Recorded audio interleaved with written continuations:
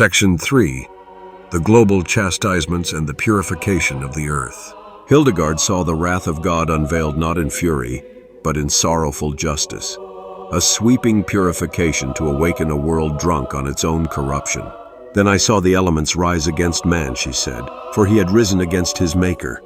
The skies grew dark with plagues, storms, and strange fire.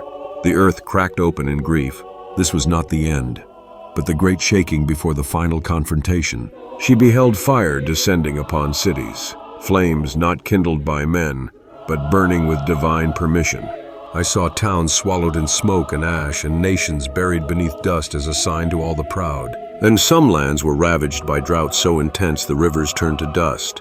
Others drowned under sudden seas. In one vision, Hildegard saw 3 regions darkened by black snow and lifeless air, where even the birds fell from the sky.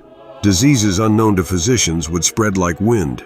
I saw sores that glowed and men who could not speak, their tongues burned with judgment, she said. The healers were helpless, for the remedies of man could not heal what heaven had struck.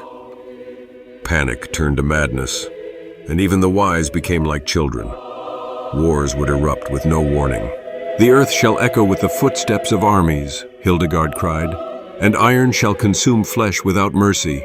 Brother shall turn against brother, and nations against their founders. She foresaw a time when Europe would be drenched in blood and the East would rise in fury. I saw towers fall and cities made level, their wealth blown away like dust. Every continent would feel the shudder. But these chastisements were not punishment for punishment's sake. They are the surgeon's blade, she said, to remove the rot before the wedding feast. Humanity, seduced by comfort and luxury, would be broken to remember its need for the Creator. Even the church would not be spared. I saw sanctuaries defiled and bishops cast down, but I also saw ruins where lilies grew again.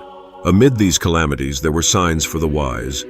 I saw a red star rise thrice in the heavens, each time it burned brighter. After the third, a silence fell over the world like the hush before a storm. She saw mountains spewing fire and lakes that boiled, forests consumed in unnatural flame, and birds fleeing the skies. In one vision she saw a dragon-like cloud wrapping the globe in smoke, a symbol of both the chaos and the demonic powers that stirred it. The earth itself seemed to rebel. Waters rose and claimed the shores, she said, while beneath the soil the bones of the forgotten groaned. Earthquakes split once stable lands. Islands vanished. The poles trembled and shifted.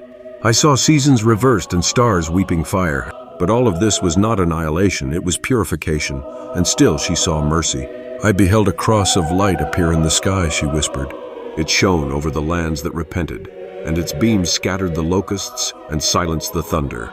In some places, after fire fell, fresh springs burst from the ground. In others, children gathered in prayer as winds bowed to their innocence. Angels marked the homes of the faithful. The wicked mocked these signs until the very end, saying, "It is only nature." But the faithful wept, not in fear, but in reverence, knowing the Lord was near. For in the breaking of the earth, the voice of God shall be heard again.